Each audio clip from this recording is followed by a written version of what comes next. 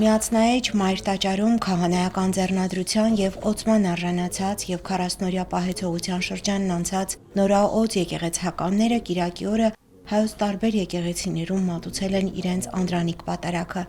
Օրվա ավարտին հայոց վեհարանում նրանց ընդունեց Գարեգին II ամենայն հայոց կաթողիկոսը։ Նորաօծ քահանաներին ուղեկցում էր մայրաթոռի լուսարարապետ Տեր Անանյա Վարդապետ Ծատուրյանը։ Ամենայն հայոց կաթողիկոսը շնորհավորեց քահանա հայրերին հովական ծառայության կոչվելու առիթով եւ նրանց փոխանցեց իր հայրական պատգամն օրհնությունը։ Նորին սրբությունը պատգամեց նորաօծներին հաստատուն պահել իրենց ուխտը, ամեն ջանք ու ճիգ ներդնել մարդկանց հոգիներում զորացնելու հավատը, հույսն ու սերը։ Հորդորեց աննկուն մնալ եկեղեցու առջև ծառացած ներկայիս մարտահրավերների եւ դժվարությունների հանդիման, խոհեմությամբ եւ քաջաբար հաղթահարել դրանք, անձնվիրաբար ծառայել իրենց ապագա համայնքներում եւ միշտ հիշել, որ քահանայական կոչումը տերունապարգև առաքելություն է։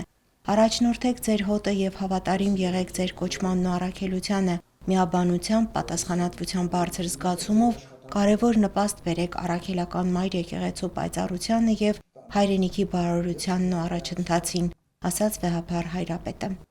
Աստվածային կանչը լսելու, աստվածային կանչի եւ հրավեր ընդունելու, դեպի Աստված գնալու ամենակարևոր պատգամներ մեզ տալիս պետարանը։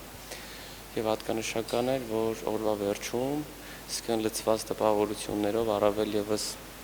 մեկտեղվեցինք պատարակներից հետո Մայրաթոր Սուրբ Էջմիածնում եւ ընդհանուր կարծիքները, տպավորությունները, այսինքն ապրումները միմյանց պատմելուց, իրար հետ կիսվելուց հետո արդեն յուրընկալվեցինք վեհափառ հայրապետի կողմից եւ ստացանք վեհափառ հայրապետի օրհնությունը, օրհնության խոսքը, ինչը ինձ թվում է մեր եկեղեցական առումով ամեն ինչ ամբողջացվեց մեզ համար։ Շնորհակալ եմ վեհափառ հայրապետին, շնորհակալ եմ լուսավորությանը, որ այսպիսի հնարավորություն տվեց իմ ծառայությունը անցկացնելու։ Վեհափառ հայրապետը մեզ մի շրջան տվեց, որպեսզի գնանք, մի քիչ հանգստանանք, մեր մտքերով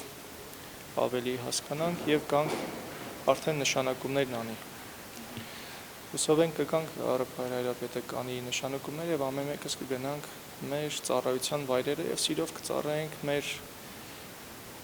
Աստծուն եւ մեր մայր եկեղեցուն։ Հանդիպման վերջում նորին սրբությունը պահպանիչ աղոթքով օրհնեց քահանաներին, նրանց ձեռած խաչեր ընծայեց եւ սուրբ հաղորդության մասնատուփ էր։ Լիաննա Չիչակյան, Հարություն Տոլանյան, եկեղեցական կյանք։